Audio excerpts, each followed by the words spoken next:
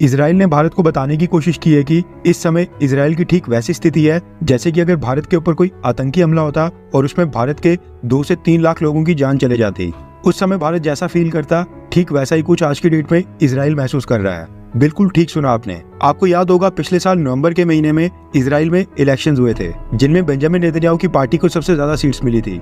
इससे पहले इसराइल में नफ्ताली बेनेट और यायर लापिद ने एक कोलिशन गवर्नमेंट चलाई थी, जिसने अपना टर्म भी पूरा नहीं किया था, क्योंकि इस कोलिशन गवर्नमेंट के अंदर एक पार्टी ने अचानक से अपना सपोर्ट वापस ले लिया था और नफ्ताली बेनेट और यायर लापिद की सरकार गिर गई थी। बेंजामिन नेतन्याहू से पहले यायर लापिद इसराइल में प्राइम मिनिस्टर थे एंड आज जब बेंजामिन नेतन्याहू इसराइल में प्राइम मिनिस्टर हैं तो यायर लापिद ओपोजिशन लीडर का पद संभाल रहे हैं। अब हुआ क्या कि पिछले कल इसराइल के ओपोजिशन लीडर और पिछले प्राइम मिनिस्टर यायर लापिद ने भारत के एक बहुत ही बड़े media house NDTV India news को एक 1-on-1 इंटरव्यू दिया, जिसमें उन्होंने भारत के लोगों को समझाने की कोशिश की कि इस समय इसराइल में क्या हालात बने हुए हैं और इस समय इसराइल की ओपोजिशन की पॉलिटिकल पार्टीज इससे कैसे डील कर रही हैं। एनडीटीवी इंडिया न्यूज को इंटरव्यू के दौरान इसराइल के ओपोजिशन लीडर यायर लापिद ने कहा कि इस समय सबसे ज्यादा जरूरी ये है कि हम ये सुनिश्चित करें कि हमास दोबारा फिर कभी भी महिलाओं, बच्चों और बुजुर्गों का नरसंहार बिल्कुल ना कर सके, उनका कत्लेआम ना कर सके।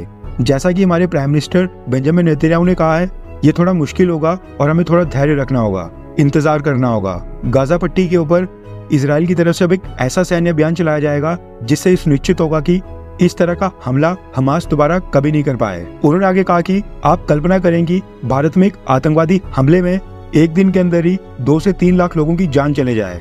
आज हम इसराइल में वही पीड़ा और वही कष्ट महसूस कर रहे हैं। यायर लापिद सर इस समय बेंजामिन नेतन्याहू के ओपोजिशन में और उनकी पार्टी ओपोजिशन की सबसे बड़ी पार्टी है।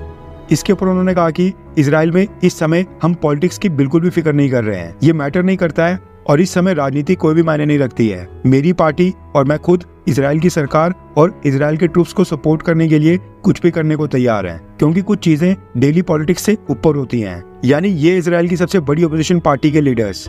आपको याद होगा जब गलवान घाटी का इंसिडेंट हुआ था, उस समय भारत की कांग्रेस पार्टी मोदी सरकार को टारगेट कर रही थी और दावा कर रही थी कि भारत सरकार ने लद्दाख का एक बहुत ही बड़ा हिस्सा चाइना को दे दिया है और चाइना हमारी बाउंड्री के अंदर घुस आया है। इसके साथ ही यायर लापिद ने कहा कि इन हमलों के पीछे ईरान का हाथ है और ये हमला दर्शाता है कि आतंकवाद सभी का दुश्मन है। आतंकवाद के साथ कोई भी समझौता नहीं होगा। हम सबको एक साथ मिलकर वैश्विक स्तर के ऊपर आतंकवाद के साथ लड़ने के लिए एक साथ आना होगा। और इस मौके के ऊपर इसराइल को सपोर्ट करने, इसराइल के समर्थन में आने के लिए मैं भारत के प्राइम मिनिस्टर नरेंद्र मोदी जी और उनकी सरकार का धन्यवाद करता हूँ। यायर लापिद ने कहा कि गाजा पट्टी एक डेंस एरिया है, वहाँ पर ज्यादा आबादी रहती है, ऐसे में कोलैटरल डैमेज तो होगा ही।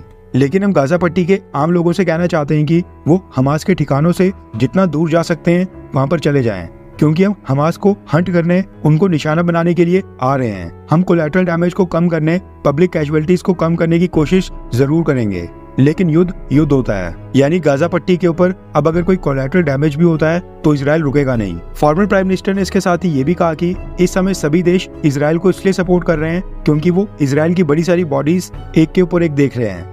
लेकिन हमें आने वाले दिनों में अपने दोस्तों से और भी सपोर्ट चाहिए होगी, जब ये सो कॉल्ड लिबरल्स आएंगे और इसराइल को गाजा के ऊपर हमला करने से रोकने के लिए बोलेंगे। इसके साथ ही यायर लापिद सर ने माना कि ये इसराइल का अब तक का सबसे बड़ा इंटेलिजेंस फेलियर था, लेकिन उन्होंने कहा कि ये समय हमास को सबक सिखाने और जवाब देने का है। उसके बारे में हम बाद में डिस्कस करेंगे, बाद में सोचेंगे।